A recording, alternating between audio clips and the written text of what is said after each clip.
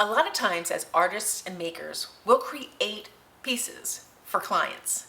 Sometimes those clients are our friends or family, and sometimes they're people that have heard about us through word of mouth. If you want to get a good result, we'll follow these 5 steps that I use for creating custom pieces for clients. The idea is to communicate with your client, create your own style, and create a quality product for an end result. So let me show you the 5 steps that I follow to create this process and make it the best it can be, at least in my experience. So for these instructions, I had a client come to me with a request to have some beautiful watercolor flowers painted on some sheet music. Now the sheet music was personal for the reason here. She wanted to give this as a gift, and she wanted the sheet music to reflect something that was being played at a wedding. And the fact that the bride and groom were musicians, this all tied in to make it very personal. So the substrate started immediately with something very personal, the background. Now, it doesn't have to, but in this case it does, and that makes it really unique. The second thing she wanted was she wanted the bouquet or the flowers to be depicted onto the sheet music. So there were very specific flowers. She gave me a reference photo. Not that she wanted me to recreate that reference photo, but she wanted me to use the flowers in that reference photo. Now this made it really easy for me. So the first step was to find the subject. And because she was so particular with her request, it made my job very easy. So the first stage was finding your subject. And because I had that specific request, that was a breeze. The second stage was the research. So that meant that I went to the subject and really figured out exactly what I wanted. There were 3 blue flowers and 2 white flowers, a white rose and a ranunculus. Now, I'm not great with flowers, so I had plenty of research to do. I downloaded a bunch of pictures for reference, looked through some books to find these images. I did the same thing with the blue flowers, the delphinium, the blue tweedia, and the blue thistle. And then I worked on some greenery. Now, after I had all my images together, I printed them out, I looked through them a little more closely, and then the third stage started, and that was the practice stage. I like to do this by taking dedicated sheets of watercolor paper. They can be small or large, and I paint those flowers onto each sheet. Now, some people like to do this in a sketchbook, and sometimes I do too. But for this instance, I use the individual pieces of watercolor paper, and I got nice results here. So I went from the individual piece to each of the flowers. Now, I did 1 or 2 of each of the flowers, and these are the ones I wound up really liking, but I wanted to show you the process where I continued my practice until I found ones that I like. So the blue tweedia, the delphinium, the thistle, the ranunculus, and then the greenery, the eucalyptus and the Italian ruscus. When I found images that I was happy with, I stopped. The rose, however, I really played around with. I wasn't satisfied with it. So I started just playing. I made a little sketch with just some colored pencil. Then I added a watercolor to it. I wasn't getting the feel that I wanted. So then I just kept trying different methods, kept different colors. I knew my color scheme, and I loved how the blue and the white looked on the major flowers. Then I played with the greens, and I added in some other colors. So I kind of thought maybe I'll do that with the roses. So I did more work with the roses. I liked the way this looked, and I loved the rose buds. But at the same time, this didn't really look like a rose to me. It was just more of a generic flower. And that's okay. I thought it was beautiful. I liked adding my extra colors in it, but it still wasn't feeling what I wanted it to feel like.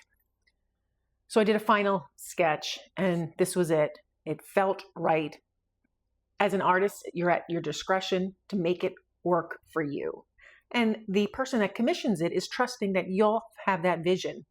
They may or may not like the result, but that's the relationship you have with the people that ask you to do art. So now I have all my research. I let this sit for a day or 2, and at this time I go back and I look to see what it is I like. I see if I see anything that is cohesive. I see what needs more contrast. I love the blue thistle. At first I thought the challenge was going to be creating the different flowers, particularly these 3, these blue flowers, so that they each looked unique. I didn't want it to be a blend of all three flowers. I wanted to be able to look at my work and see distinctive flowers, to see their characteristics. And that's what makes the research so fun, because I could see with the thistle that it was light and airy, and the leaves were very, almost feather-like. The delphinium was really about the size and the shape and the contrast. So that really made a difference to me. I liked just playing with the border. So you can see I didn't do a border on all of them, but I made a little border of just the flowers, because to me those flowers, that shape, so unique. And the blue Tweedia, I just love the movement in them. I had something I wanted to capitalize on each one. Now the leaves, the greenery, are such a big part of any painting of flowers. I knew I wanted them to be special. I love the shapes here and here. I love the contrast. This is a bluey green. This is a green with yellow. This is sharp. These are rounded. So now I had an assortment of flowers. The next step was actually putting it down on the paper. Now this is where I ran into a little problem. When my client gave me the sheet music, it had been damaged. Got wet on delivery, and so it was mottled with water. I did not feel comfortable using this, and my client wanted that as a background, but wasn't determined that I painted onto that background. So I tried a few things. I scanned it into my computer and tried to clean up the background. That would work, but it would cost me a lot of hours. So I just, on a whim, took it to a photocopier. I had them photocopy it onto the same size sheet of paper, 11 by 17, and wouldn't you know it, it took out most of the watercolor spots. Certainly enough to make the painting work.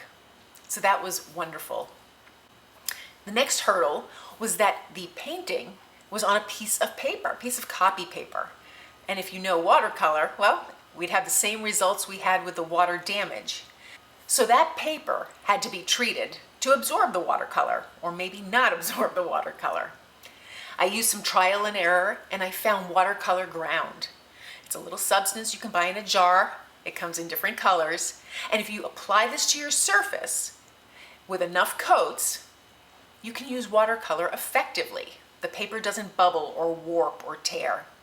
You still have to use it gingerly on regular copy paper, but it can be used on copy paper. It can be used on other surfaces as well. But for today's problem, I used it on copy paper. I used 2 or 3 coats.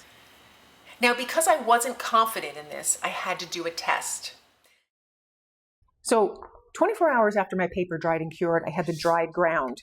I took half of the page, marked it off, and I just felt around it, and you could barely feel a little texture. Color-wise, it doesn't really look, doesn't have much glare. I needed to experiment, so I divided the page in half again. I did a second coat all over, and then a third coat on this side, 24 hours, letting it dry, letting it cure. So this took a few days. After it was all dried and cured, I took my paints and I just created a very simple, quick sketch using watercolor. I wanted to explore the properties of watercolor on this treated paper. So I created it with the 1 coat of ground. I found that the paper warped a little bit, but it was acceptable, but I wasn't confident with it. With the second coat, I definitely got the results that I liked better, more of a blend on the actual paint, which was a hit. And since I had the third coat down, I was curious if it was worth the extra effort to make the third coat. I didn't see quite a difference on this paper with these thin coats between the second and third coat, so I decided I would just stick with 2 coats. There's about the same amount of glare on 2 or 3 coats, and it does start to affect the transparency the more coats that go on, but I can't say that it was really a huge deal. So if I happen to paint a lot of thin coats, I'd probably go with 3, but I thought 2 would be sufficient. So I had my paper and I treated it with 2 coats. I let that dry and I let that cure. So after I treated the paper, I let it cure, and I was ready to paint on it. But before I painted on it, I actually had to sketch it out. And this was the most time-consuming part of the process. Research can take days or weeks. Putting it onto paper doesn't usually take that long, but it is far more nerve-wracking. So to me, this is the longest part of the process. Maybe longest isn't the actual word. The term should maybe be the most stressful part of the project. With watercolor, whatever you sketch out, you can't really erase. The pencil doesn't really erase thoroughly on watercolor paper.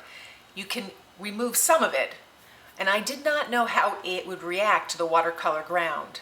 So what I did was found watercolor pencils. These are pencils that behave like a colored pencil or a regular pencil, and then when you stroke it with a brush with water, it dissolves a little. And I thought if I used light enough colors, well, it would be successful. And it was. I didn't want to see my watercolor pencil marks, and because I used watercolor, well, it worked out beautifully. I made sketches of where I wanted to put the main flowers, starting with the rose and the thistle and continuing all along.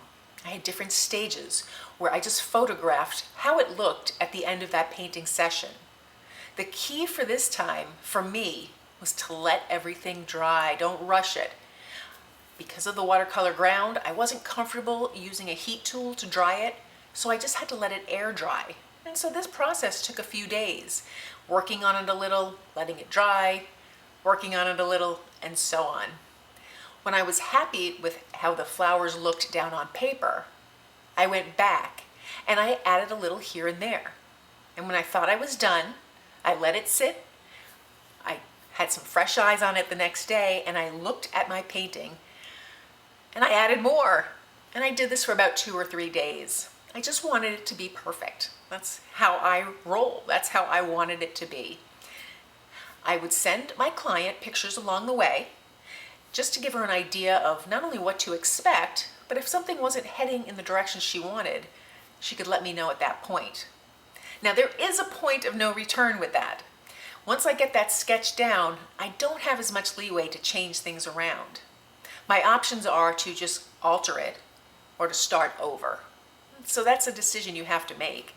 And that depends on the relationship with your client. In this situation, my client was wonderful. She told me what she wanted. We touched base to make sure I heard her correctly.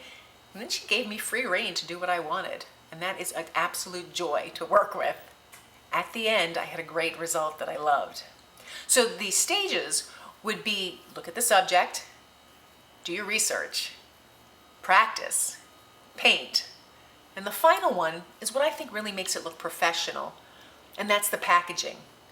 Make sure your piece is completely dry or cured, depending on what medium you're working on. You don't want to transport it whether it's wet or sticky or tacky. You want it to be completely dry. I also like to package my artwork.